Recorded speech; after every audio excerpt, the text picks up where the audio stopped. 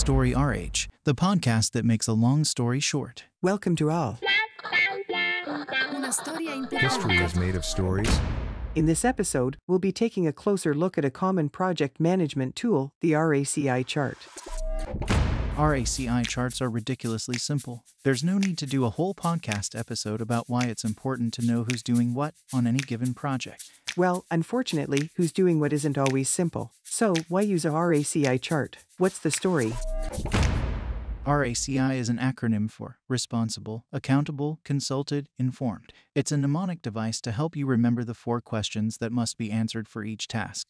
Who is responsible for the task? Who is accountable? Who must be consulted, and who informed? And it most often takes the form of a double entry table. The rows are the tasks to be completed for the project, and the columns are the letters RACI. In the boxes where the two meet, you write the name of the relevant person or people. So, let's get back to the 4 letters. We'll look at each one in order. First, R for responsible. This is the person who does the work to complete the task. If there are several people involved, this is the one who coordinates them. And he or she is the person to talk to for a progress report or if you're unhappy with the quality of the result. A is for accountable. This is the person who reviews and approves the results. He or she monitors progress and ensures quality, then gives a stamp of approval. C is for consulted. These people can weigh in with their skills and expertise to help the person responsible. They have no responsibility for the final result, though. They simply share their opinions or advice. Last but not least, I is for informed. These people don't actively participate in the task, but they may be impacted by the decision made, which may impact their own responsibilities. The I seems innocent enough, but it's an important question.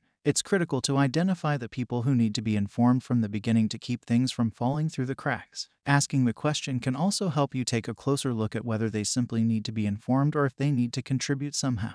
The interesting part isn't the table itself, but the discussions kindled while filling it out. An RACI chart formalizes questions that are much more complex. Which is why it's important to be meticulous. For example, you can have several C and I, but only one R and only one A. Easier said than done. Right, because RACI charts tend to highlight other issues, like the level of autonomy granted players, which decisions can be made by the R without asking the A, for example. If the answer is none, then delete the person you wrote down for R. The A person is both responsible and accountable in this case. The question of autonomy also impacts project participants with respect to their own managers, who may want to button whether or not they're officially involved in the project.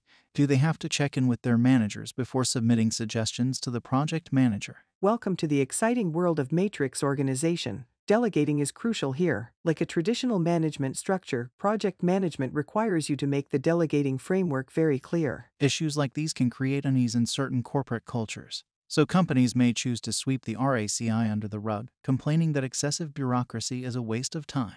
But lack of answers creates a lack of clarity, which can lead to job dissatisfaction and even psychological distress. And let's not forget power games, which are often hiding under the rug as well. Like the so-and-so department, which politely asks to be simply informed but then complains and makes a fuss once the decision has been made because they wanted to weigh in on the decision. When it comes down to it, the RACI chart is simply a formal expression of an organizational structure, nothing more. But taking the time to complete one from the outset can save time because you will have answered a lot of difficult questions and come to an agreement to make sure the whole orchestra is playing the same piece. To recap, a RACI chart is a formal expression of the answers to 4 questions which must be asked when working in a group: who is responsible for a task, who approves it, who must be consulted, and who informed. These seemingly innocent questions may lead to discussions about important issues such as delegating and power games. Is that right? Exactly right. Way to make a long story short. Story RH, the podcast that makes a long story short.